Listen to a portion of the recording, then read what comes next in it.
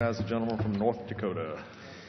Thank you, Mr. Chairman. Mr. Chairman, in February of 2014, the United States Fish and Wildlife Service issued an advance notice of proposed rulemaking called, and it's important to know what it's called, Management of Non-Federal Oil and Gas Rights.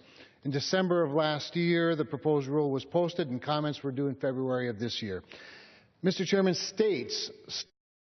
federal government, states largely regulate oil and gas operations, except in circumstances where the federal government has ownership of the mineral rights. That obviously is not the case in this rule, given its title.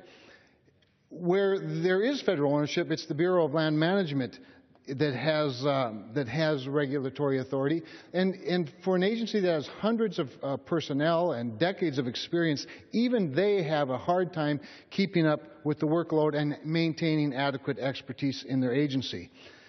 But, Mr. Chairman, not only do states have the authority and the expertise to regulate oil and gas industry, they have the most natural and obvious incentive to do it well. The state regulators live in the states where the minerals reside. Now, the U.S. Fish and Wildlife Service does not have the personnel or the expertise to regulate oil and gas operations as demonstrated by GAO recommendations.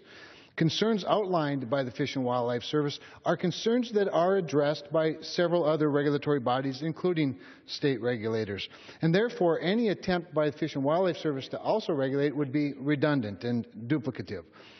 Enough already with redundant and duplicative regulations. The added regulation will only serve to increase the delays and the costs to U.S. energy producers and consequently, ultimately, to the consumers. Mr. Chairman, my amendment simply prevents funding to move this job-killing rule any further, and I encourage my colleagues to support jobs by voting yes on my amendment. Gentleman reserved.